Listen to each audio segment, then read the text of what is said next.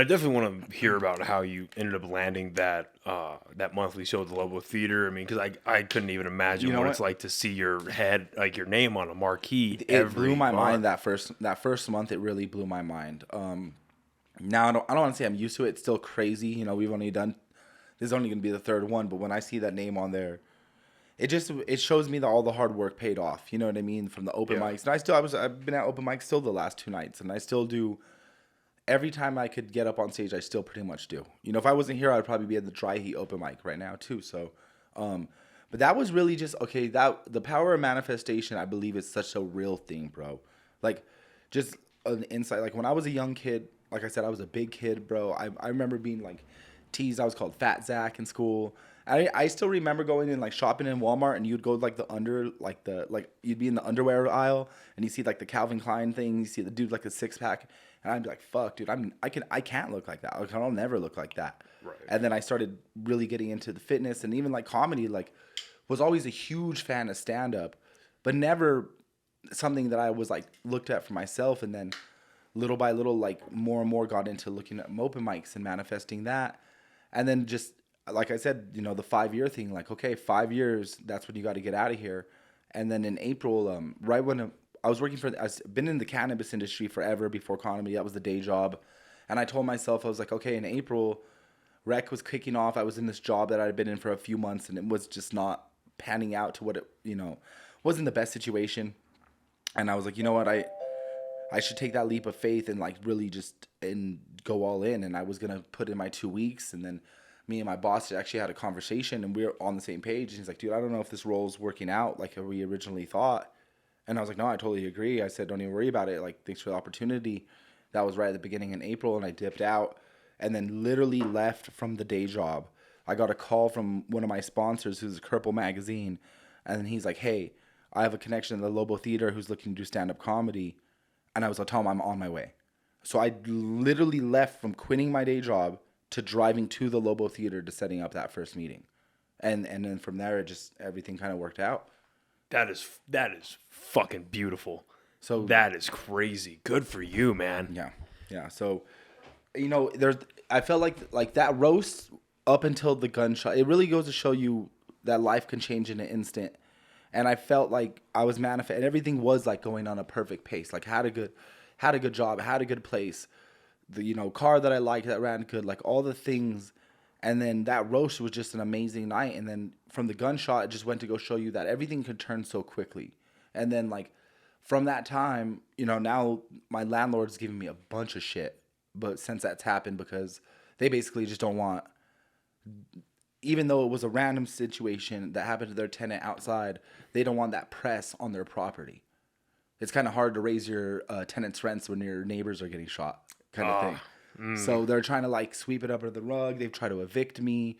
They've tried to raise my rent like $500 a month. Jesus Christ! Like all these things that are just like, all right, dude, I get it. And honestly, I don't even really want to be right there anymore. Anyway, like I'm right on Central, dude. What was their argument initially for why they're raising it so much? Inflation, but it's like $500 a month inflation. Like I could see 100, I could see even $200, but and then just last week my car broke down, and I was having like. I did, bro. Like, it's funny because you said that. Like, a lot of people see on the thing, like, damn, your comedy's going good. And, like, yeah, comedy's going good, but life sometimes could take a hit. And last week, I felt like I just had to recenter. I'm like, okay, cars broke down. Don't really have a spot right now. Like, I felt like it was, like, one of those things where, like, all the odds are kind of against you. But then I was like, you know what? The only way to look up is from here.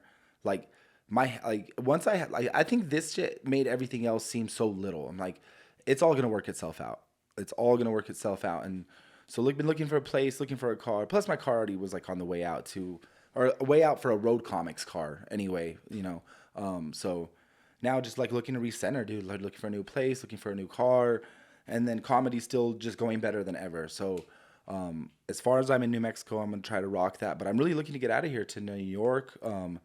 Anywhere that's like the best opportunity. I'm going to be taking a big trips this fall and kind of see where I want to recenter. Well, that's awesome, man. Like, your mindset is super important with no matter what you do. I really do believe that as well. But you have to like, and obviously you're doing that. And I tell this to as many people as I can when this comes up. Like, you have to fucking work. You have to work hard, because just believing in yourself and having positive vibes and everything's going to be okay. And then you sit on your ass and do nothing. Exactly. Like, especially here in Albuquerque, no one is going to just give you what you want. You have to, because there's always someone, no matter what you want to get into, no matter what you're doing, there's always someone who's going to be working a little bit harder. Exactly. And there's always someone that's right on your ass. Exactly. And not even if you want to do like everyone's at their throat, like everyone is just so competitive. It's like, no, it's just a fact. It's a business. Yeah. Whether you were getting into comedy, or I just had the Slums of Harvard on, and they were talking about that same exact thing. It's like, we know the bands that are coming up right next to us. We have to work that much harder. Exactly.